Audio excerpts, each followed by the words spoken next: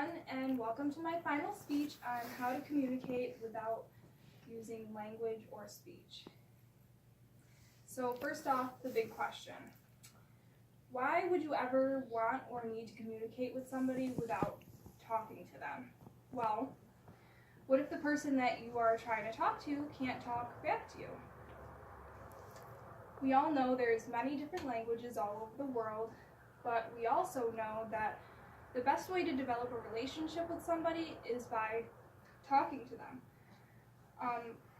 But sometimes life calls for a little bit of improvising. This speech is to inform you guys that it is not only possible to develop relationships with people who can't talk, but also to get you guys to understand a little bit about nonverbal communication and how it is the key role or the key in the equation for communication. In order to understand, I'm going to give you guys a little bit of key information about what is nonverbal communication, why or when would I ever need to talk to somebody who can't speak back to me, and just a couple examples from my previous experience. First off, what is nonverbal communication? SkillsYouNeed.com defines nonverbal communication as interpersonal communication that is much more than the explicit meaning of words or the information or message conveyed. It also includes implicit messages, whether intentional or not, which are expressed through nonverbal behaviors. Nonverbal communication behaviors include facial expressions, the tone and pitch of the voice, gestures displayed through body language, and the physical distance between communicators. One key point that I'd like to point out in that definition is facial expressions. How many times have you ever just looked at somebody's face and you automatically just knew what they were thinking by the look on their face? You just got that vibe from them and you just automatically knew what they were thinking at the moment. Well, this is nonverbal communication. And honestly, as hard as it all sounds, it's mostly just instinctive in nature, so you really don't think about it when you're doing it. I worked with people in direct care for 7 years, so I've had a lot of experience talking with people. And that includes not talking with people, but using a lot of nonverbal communication, because sometimes the people that I work with can't talk back to me. So I've had a lot of experience with it, but sometimes that's the only way that they have to talk to me, so I've had to sort of adapt to it. Specifically, I'd like to talk about a specific gentleman that I took care of last summer. For privacy reasons, I won't say any names, but he was a 40-year-old gentleman, and when he was 17 years old, he got into a motor vehicle accident. And from that, he suffered a traumatic brain injury where he lost the ability to speak, along with a lot of other of his abilities as well. But this gentleman is now 40 years old. He's lived for 25 more years, and let me just tell you that he has never spoken a word to me, but I always knew what he wanted. This gentleman had the most intense facial expressions, and he just had so much character. He was a total jokester. Not even a few weeks, and he pulled me right onto his wavelength of communication. It was no longer a struggle for us to get anything that we needed to get done because I just automatically knew what he wanted and what he needed at the time. Then that brings me to my second point. Why or when will I ever need to talk to someone who can't speak back to me? Well, imagine you're confined to a wheelchair. You're fully aware of everything around you. You have so much on your mind that you'd like to say, but somehow, when you try to say it, nothing comes out. Or even worse, your brain is telling your mouth to say something and you're hearing something completely different. People around you don't even ask you direct questions. They don't look you in the eye.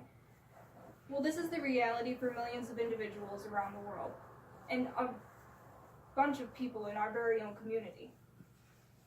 So, even if you never have worked with anybody, or you never will, If you work anywhere in the contact with the population, chances are you could be put in a predicament where you have to talk to somebody who can't talk back to you.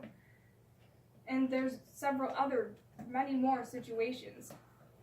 Family members of friends, things like that. According to MedlinePlus.com, there are many disorders that can affect our ability to speak and communicate. Some of these include hearing disorders and deafness, voice problems, cleft lip and palate, speech problems like stuttering, developmental disabilities, learning disorders, autism, brain injury, and stroke. So, in order to communicate with people who cannot communicate with regular language, you first have to take a step back and not only just look at the situation, but actively think about what can be done on your part to make communication more effective. And that just honestly sometimes means being more aware. Vanderbilt.edu describes ways in which you can be more aware and thoughtful, which helps with developing more meaningful relationships. They say, when a person with a disability does have a difficulty with communicating, it may be helpful to keep the following in mind. Allow additional time to exchange information. An assessment of language skills helps you to choose the level of language that you may use with people that you're communicating with, the people who can't talk sometimes.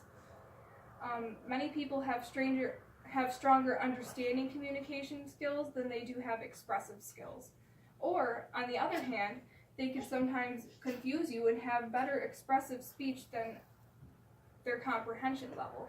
And so that sometimes that causes for you having to try to understand their learning a little bit more in depth. Some people with severe disabilities also have a difficulty giving you an accurate picture of their feelings and symptoms because of limitations in interpreting internal cues, which means that they might, if you ask them like, oh, do you have to go to the bathroom, they might not be able to answer you correctly. They may, or if you ask them, do you have a headache, they might actually have a headache and say no. Involving caregivers who know the person, it can help you to better understand their experiences, but just remember, as much as possible, continue to focus your communication efforts on the person. And lastly, if you are in a busy area with many distractions, consider just moving to a quieter location.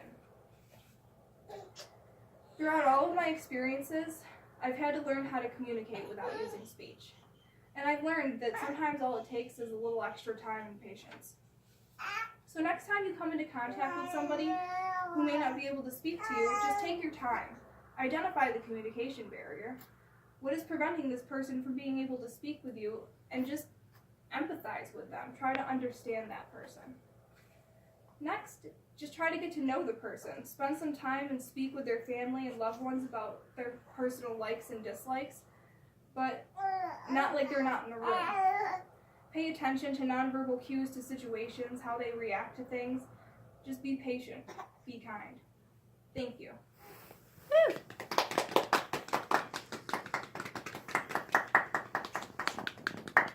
You can see who's done in the classes.